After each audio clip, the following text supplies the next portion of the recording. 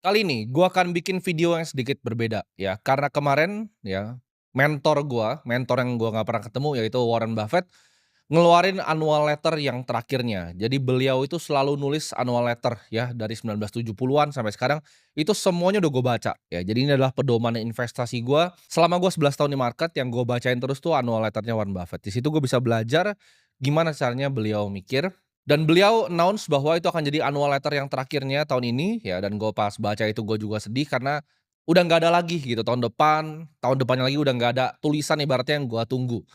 Jadi dari sini gue akan rekap ya pelajaran hidup ya, 7 pelajaran hidup yang gue dapet dari Warren Buffett. Karena beliau itu gue nggak ngelihat sebagai hanya mentor di dunia investasi, ya beliau adalah investor yang sangat hebat, tapi beliau adalah orang yang hidupnya menurut gue layak dicontoh oleh semua orang ya.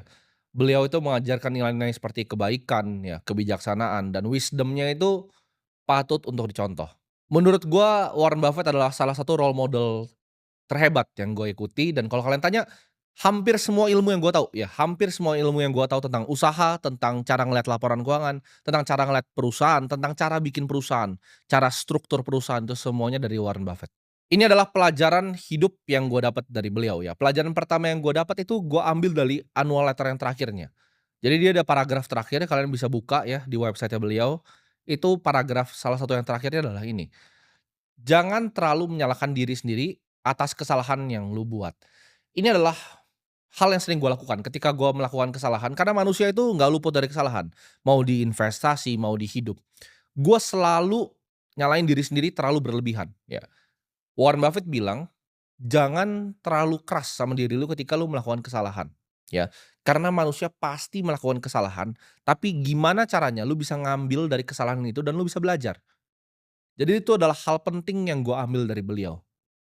Semua orang pasti buat yang namanya kesalahan, jangan terlalu keras sama diri lu, tapi coba ambil pelajarannya apa. Karena kesalahan itu ada yang bisa dihindari sama ada yang bahkan nggak bisa dihindari ya. Tapi tentu kalau udah buat kesalahan, coba jangan melakukan kesalahan lagi yang lain. Karena Warren Buffett dalam hidupnya dia banyak sekali melakukan kesalahan investasi. Maupun untuk kesalahannya itu nggak berinvestasi, yaitu ketinggalan kereta, ataupun kesalahan investasi lalu value-nya turun. Terakhir Kraft and Heinz juga dia melakukan kesalahan dan itu valuasinya turun. Jadi nggak masalah ya, even Warren Buffett tuh make mistakes. Gua pun kalau kalian nonton sini, kalian idolain gue sebagai role model, gue tuh melakukan kesalahan juga. Cuman gimana caranya kita bisa ngambil dari situ, mungkin ini gue sambungin sedikit dengan Ray Dalio ya, pain ya, kesakitan plus reflection sama dengan progress. Jadi ketika kita jatuh, kita salah, kita refleksi, itu hidup kita akan progress. Pelajaran kedua yang gue ambil dari beliau, beliau ini orang yang sangat humble, punya humility yang sangat-sangat tinggi, ya. Beliau bilang, ini yang sedikit menampar gue sebenarnya, kehebatan seseorang itu nggak diukur dari seberapa besar uang yang dia punya, dia bilang.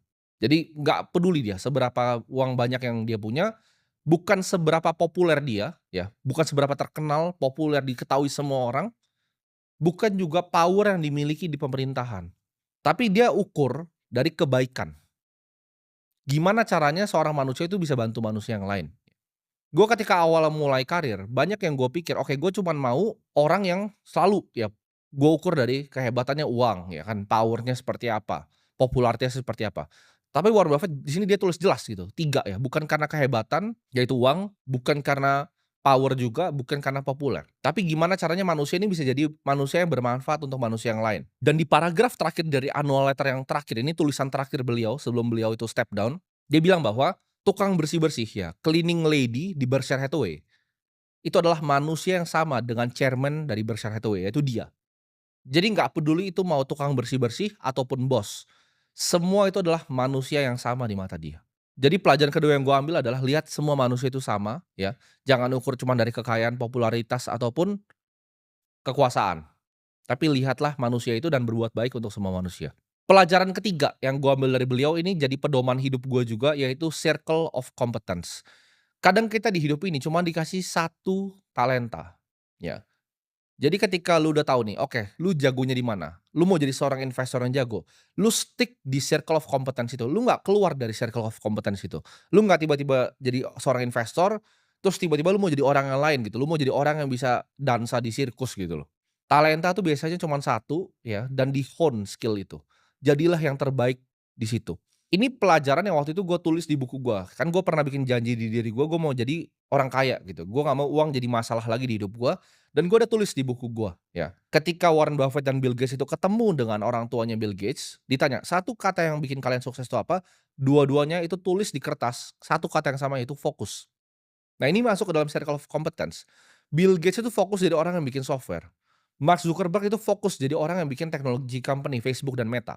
Larry Ellison tuh fokus untuk bikin satu perusahaan namanya Oracle.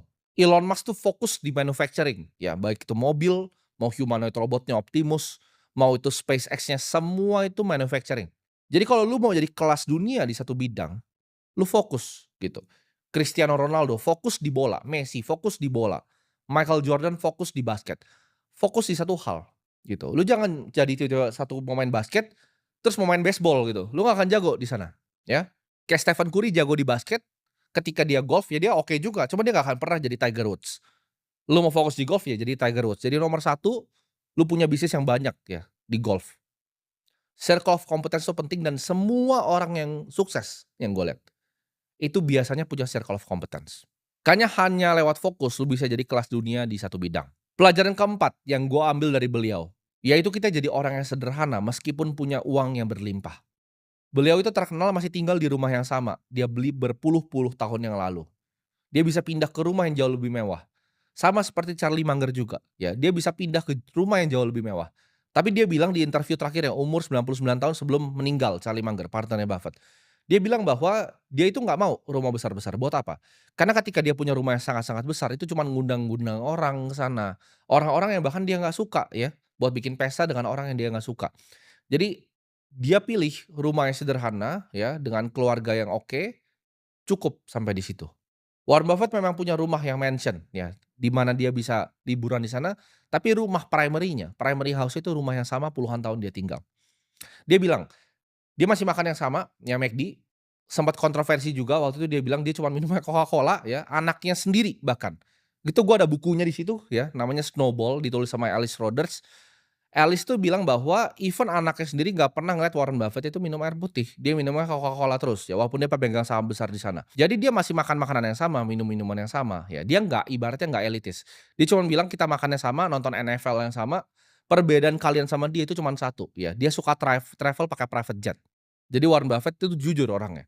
Dia bilang karena itu waktu gitu, yang dia beli adalah waktu, rumahnya sama, makanannya sama, semuanya sama kecuali travelnya, dia bilang. Dia travel sedikit lebih enak dibanding kebanyakan orang di Amerika. Jadi itu yang gue belajar ya, punya kesederhanaan, punya rasa humble, punya humility di saat lu punya semuanya. Pelajaran kelima ya yang gue ambil dan ini juga jadi pedoman hidup gue adalah investasi terbaik adalah investasi di diri lu sendiri.